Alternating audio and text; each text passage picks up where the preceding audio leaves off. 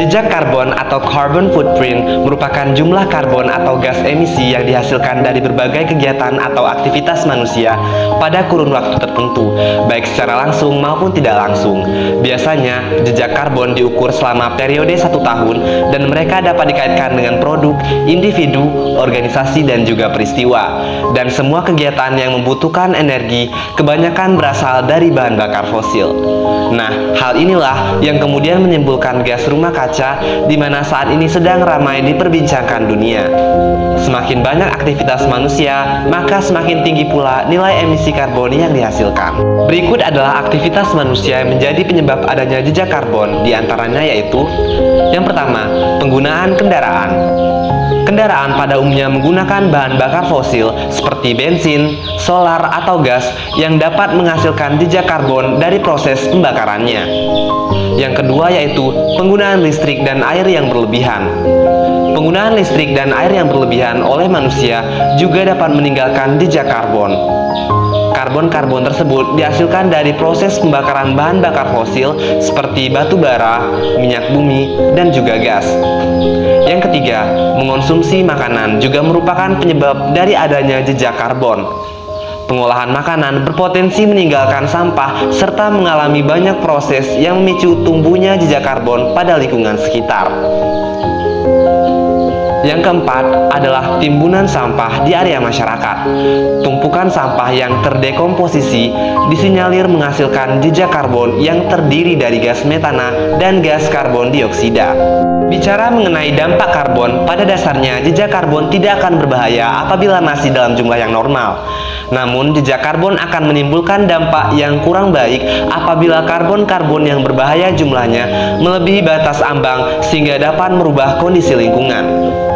Terdapat dua dampak dari adanya jejak karbon. Yang pertama yaitu meningkatnya suhu di permukaan bumi.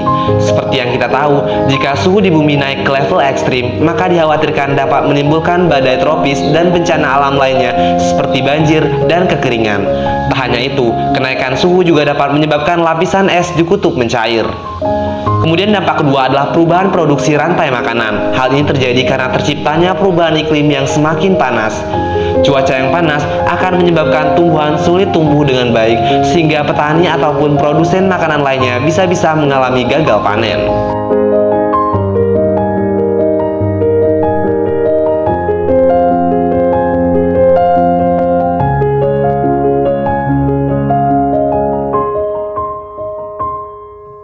Lantas, bagaimana sih cara kita dalam mengurangi jejak karbon? Jadi, aktivitas manusia tidak disadari seringkali menghasilkan jejak-jejak karbon yang berdampak pada perubahan iklim. Berikut langkah-langkah sederhana yang dapat kita lakukan setiap hari untuk meminimalisir pengeluaran jejak karbon. Yang pertama yaitu hemat listrik. Konsumsi listrik sehari-hari sangat berpengaruh pada tingkat emisi karbon yang dihasilkan, sehingga disarankan untuk menggunakan peralatan elektronik saat diperlukan saja, sehingga hal itu dapat mengurangi jejak karbon yang dihasilkan dari energi listrik tersebut. Yang kedua, mengurangi konsumsi daging merah. Tahukah kalian jika sektor peternakan merupakan salah satu penyumbang jejak karbon di permukaan bumi? Di antaranya gas metana yang berasal dari sendawa sapi yang kemudian imbasnya menghasilkan gas rumah kaca. Setidaknya dengan mengonsumsi daging merah dalam jumlah yang cukup, kita dapat menekan risiko serangan jantung, stroke, dan potensi obesitas.